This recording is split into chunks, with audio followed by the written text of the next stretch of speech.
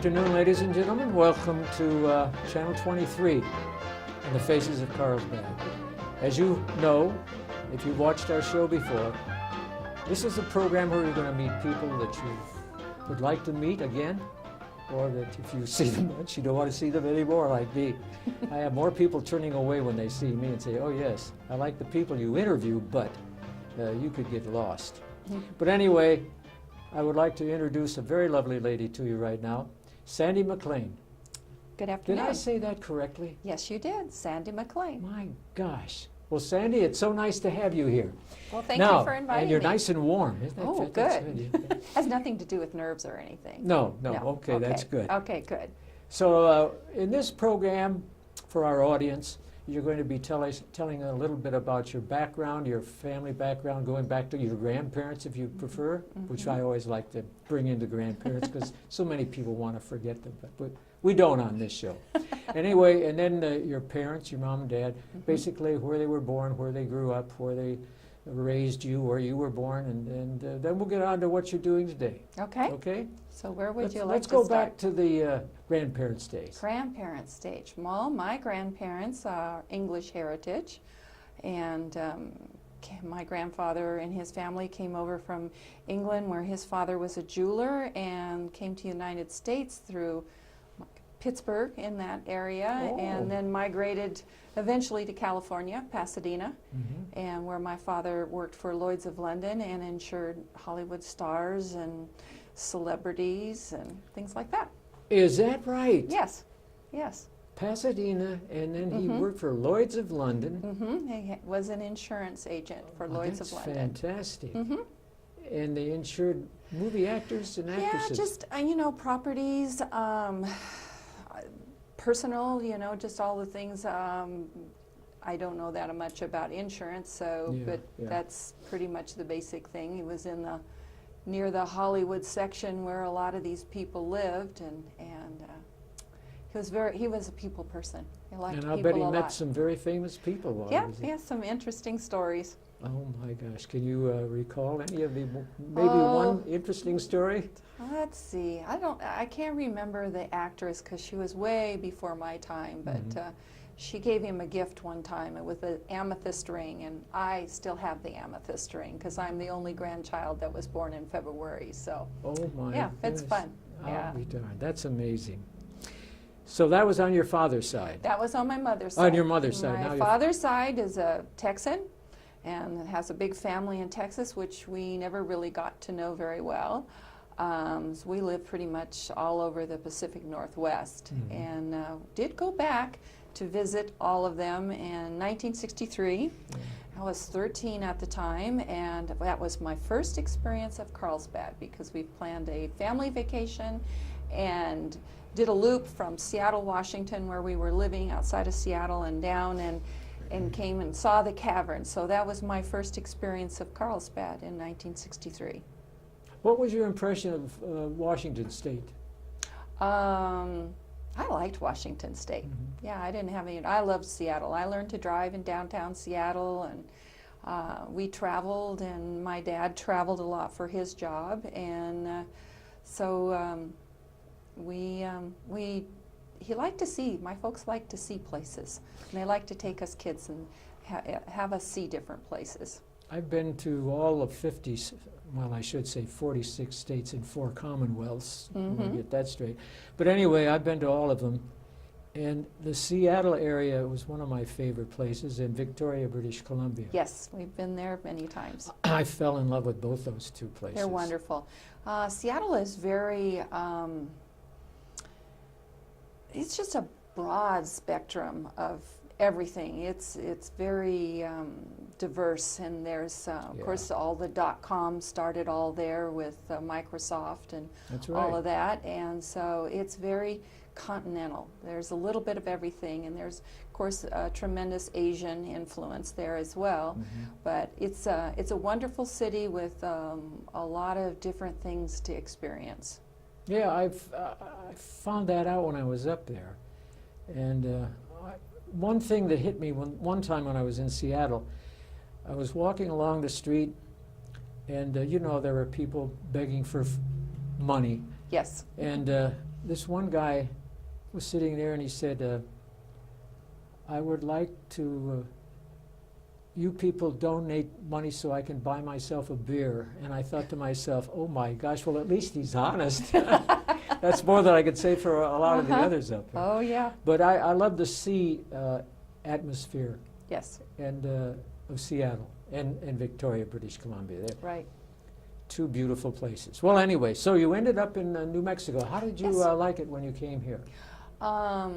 We had talked, my husband Mike and I had talked about retirement time and what kind of climate and town size and amenities that we would like to end up in, because we have been pretty much all over the Northwest with his career, and lots of cold country. I mean, Montana and northern Idaho get cold, and so he loves the desert, and I said, I'm game. So he got a tremendous offer from Mosaic Mining Company, and he says, what do you think about Carlsbad? And I said, sure, why not? So Wow. here we are. So you have not regretted it at all? No, we like Carlsbad. It's a nice sized town. It was very welcoming. We found people here extremely open and friendly. You know, sometimes it's hard, being as we've moved a lot in our lives, and as children as well as professionally as adults. Yeah.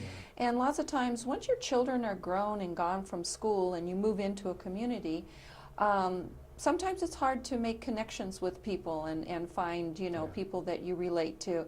But we found Carlsbad very, very welcoming, and we call it home. We've lived lots and lots of places, but we call Carlsbad home. We're done moving. I told my husband, I said, you want to move again? I hope your next wife likes packing. Yeah, I don't blame you. That's fantastic. What do you do in your spare time?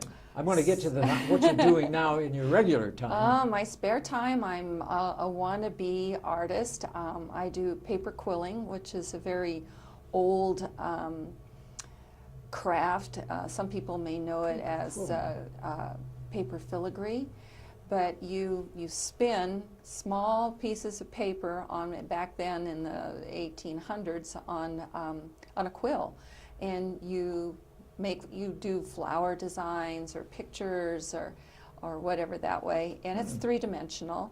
And then I've kind of incorporated mine into, I paint scenery. I predominantly like to use acrylics, and then I quill the flowers into the foreground or whatever I'm painting at the time. So it gives it a three-dimensional look. That sounds very complicated. It's a lot of detail work, but I really like detail work. Are you able to get to it daily? No, not as much as I'd like to.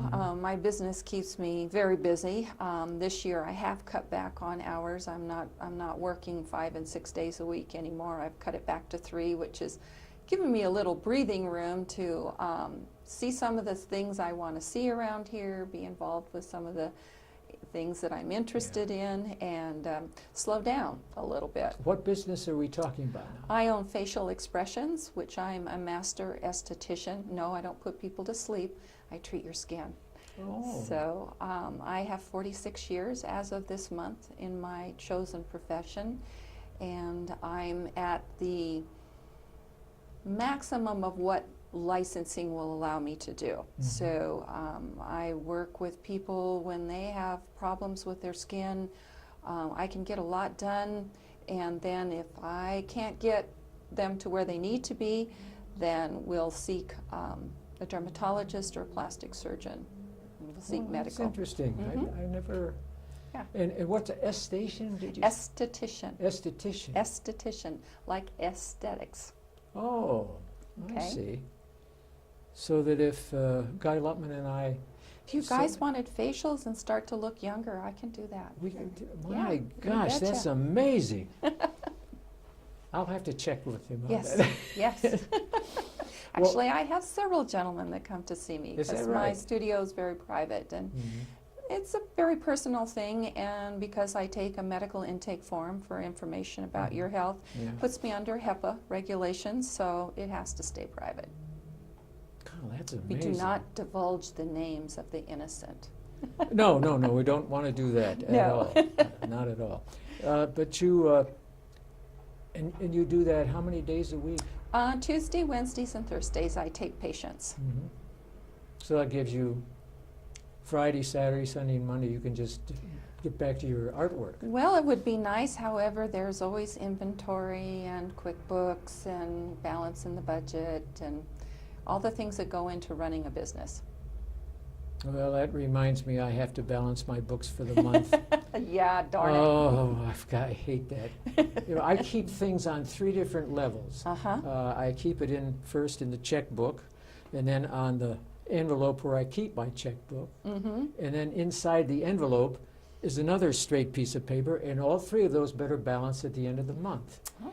And the last couple of months they've been doing that, but this month I started doing it, and 2 of them balanced beautifully. But the third one was off $50. Now I've got to go and see, where did I spend the money? I don't think I spent it. I can't find it.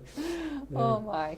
So anyway, you were talking about the friends that you've made in Carlsbad. Yes. Is that you found that quite pleasant? Oh, it's great. Great people. Yeah. Just very, very welcoming. It's kind of fun. It's like going back in time. I can remember my parents' generation. Entertainment was going to play cards at somebody's house, or went to watch, have dinner, and just visit. Yeah. And that goes on here, which is fun. And it's not like other places where we live, where people really don't entertain in their home. They'll say, "Hey, we'll meet you at a restaurant downtown," or we'll go take in some show or whatever. But to entertain in your home just was not as common as it is here. Mm-hmm. And it's makes it real homey. Now you said you have children? Yes, we have one son, Jeffrey, and he recently moved here 3 years ago and met the love of his life, and so now we have a daughter-in-law. Well, wonderful. Yes. And what is the daughter-in-law's name? Her name is Maria. Maria. Mm-hmm. So Jeff and Maria are here, and Maria has a little girl named Lexi, Mm-hmm. and Jeff has a daughter named Madison. So we have a very nice blended family. Oh, that's wonderful. And what's your son do? What? He owns his own business. Mm-hmm. He actually used to work for Harris Corporation in Florida. He's one of those top secret guys that if he tells mom and dad what he really does, then he'd have to do away with us. He did a lot of encryption, working with Homeland Security, NASA, Boeing, and things like that. But then he moved here and he met Maria, and they got married, and he's got his own little consulting business Well, now. that's nice. That's nice. And your husband is still pretty busy, I take it? Yes, he is. He's a mining engineer, and he works for Mosaic, and he handles their ISO program there, which is International Systems of Operation. Just a safety program Mm-hmm. that is on a world-class level that Mosaic has been. I think they've been working on implementing this with the company for about 2 years now, Yeah. solid. Are you able to see your husband a lot? He works one shift and you work a different shift. It must be difficult. Well, there's long hours, but Mike is my best friend, and so we make time for each other. Oh, good. Yes. That's wonderful. And does Mike like to read books? Oh, he loves to read books. In fact, he's an author. So Is that about 3 right? years ago, he won the Tony Hillerman Short Story Award, and he is in the process of getting published now by a New York firm. So And what's the book about? the book is about, let's see if I get this right, how he tells me. It's a contemporary suspense novel, and it takes place here in a make-believe county called Laguna, right next door to Eddy County and Lee County. Mm-hmm. And there's murder and mayhem going on down here. And it's set in modern day times, and he has his characters that he's also implementing in his second book that he's working on now. So he writes mysteries. Murder mysteries. Murder yes. mysteries. Yeah. Oh my goodness, that's Yeah. my favorite type of book to read. Yeah, he belongs to the murder. Let's see, is it Mystery Writers of America, Mm-hmm. and that organization, and another one, and so yeah, he stays pretty busy with that. And Tony Hillerman, did he ever meet Tony Hillerman? No, but he's friendly with Anne and Craig Johnson, who wrote the Longmire series, and several of the other gentlemen. They get the Hillerman Writing Conference that they have in Santa Fe.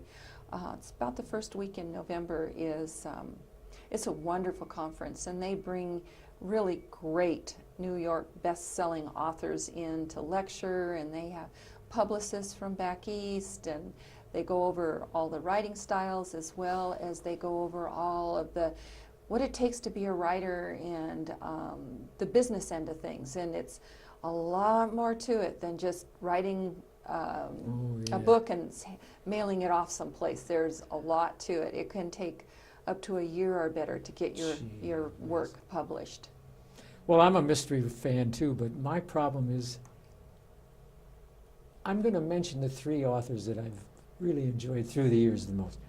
Sir Arthur Conan Doyle, Sherlock Holmes, Agatha Christie, wonderful woman. And now M.C. Beaton. Her detective is Hamish Macbeth, and he lives up in northern Scotland. Oh my. Yeah, and I get attracted to European murder mysteries. But we've got some great murder writers, mystery writers in this country. Yes, we do. And your husband's going to become one of them. Well, we sure hope so. Yeah. Now, has he had anything published that you can purchase right now? Not at this time. His short story was just released to him from the Santa Fe New magazine, so he'll be able to publish that, and he has some spiritual things that he's done. So he's kind of right in the beginning. You kind of have to get a lot of stuff put together to present before they even want to take you on. So yeah, naturally, yeah, you can't be a one shot kind of deal. They want to know that you're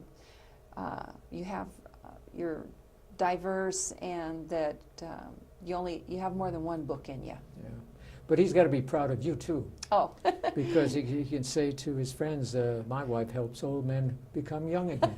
Yeah, that's right. All right. It's my granddaughters asked me one time, "Well, Grandma, what do you like most about what you do?" And I said, "I like most about making people feel better about themselves. You know, if we feel that we look pleasing to ourselves and others, it makes you feel better about yourself." Yeah. Oh, that's nice. So you've never regretted the position that you're in with facial makeups? No, never. I love it just as much today as I did 40 plus years ago. And it's come a long way. When I started, it was pretty much, we just kind of messing around with cold creams and things like that. It was pretty generic, and now we do sophisticated things like dermaplaning and microdermabrasion and micro needling, and even 10 or 15 years ago, those procedures would have been seen as medical, but now they've been released to come into the aesthetic field. Wow, I can't even keep up with that. You could write a book on verbalization of this business, couldn't you? Well, I'll tell you what, it makes you stop and think about what you're doing and where they come up with some of these words. Well, I'm looking at your face, and you have the face of a 20-year-old. Well, thank you, sir. How wonderful. I look in the mirror and I think, oh my gosh, one more step and I'm going to look like Frankenstein. Oh, no. Yeah, well, our skin, you have to stop and think about it, is the largest organ on our body. Yes, it is. It is the first line of defense, immune defense that we have. And we do have ability to slow the aging process down. I don't really believe in the term anti-aging. I believe more in healthy aging, because you're not going to stop the clock, but you can slow it down. And you can improve what you have. It's just like if you have not been leading a really healthy lifestyle, and decide to change your lifestyle and become more healthy, well, then you're going to improve your body. It's the same principle with the skin, and I carry a complete line of skincare products. You're not going to find them in the drugstore. You're not going to find them in the department store because they are only allowed legally to be used by licensed professionals. Oh. So I deal with active ingredients that are 30 to 70% more effective on the skin than what you can buy at any supermarket, drugstore, department store, or anything like that. They has to be with somebody who has been trained and licensed and certified in the application of the different products. Somebody who is knowledgeable as to which direction Yes. you're going to go. Going to aesthetic school is just the first step. That just Yeah. gets your license. As we all know, for lots of different jobs and professions, you know, just getting through school is one thing. The school of life is the second course, and you continue to learn and gain experience. And I like being green. It makes me know that I'm still growing. Oh, that's wonderful. Yeah, and I think that a lot of people, when they reach a certain age, they just basically give up. And Well, they start shouldn't. just treading water. It's Yeah. like, oh, there's a lot more to life than treading water. No, absolutely. For goodness sakes. Well, and people do it in their careers too. They go, well, I'm here, you know, and if they're happy with that, then great. But I've never been happy with it. I want to know what's on the other side of the mountain. Yeah. Well, when you're home Mhm. in the evening and your husband's there, does he spend a lot of time writing his book? Yeah, he does. We pretty much, we go everywhere. The laptop goes with us, and lots of times he will take time when he leaves work. He'll just, if it's a beautiful afternoon, he'll just kind of drive out in the desert. Maybe he'll hike around, and he'll get inspiration there, and then he'll come home and say, can you hold dinner a bit? And I go, yep. And he has to run in there and jot down his ideas, you know, get it going. And when he starts to write, he just gets on that laptop and he just writes like he's writing you a letter. He just rolls. And but writers, it isn't a faucet that you turn on and off like any creative kind of thing. Is you got to get in the zone, so to speak.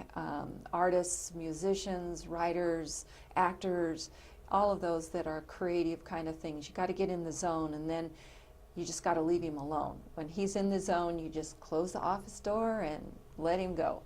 Gee whiz, I remember years ago when you wrote books, you did them by hand, and now it's computers into everything. Yes.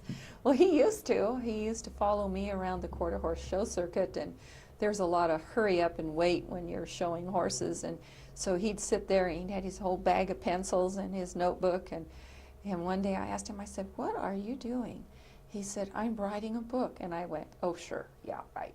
I was not the dutiful wife. That's funny. Oh my God. I thought, yeah, you're writing a book.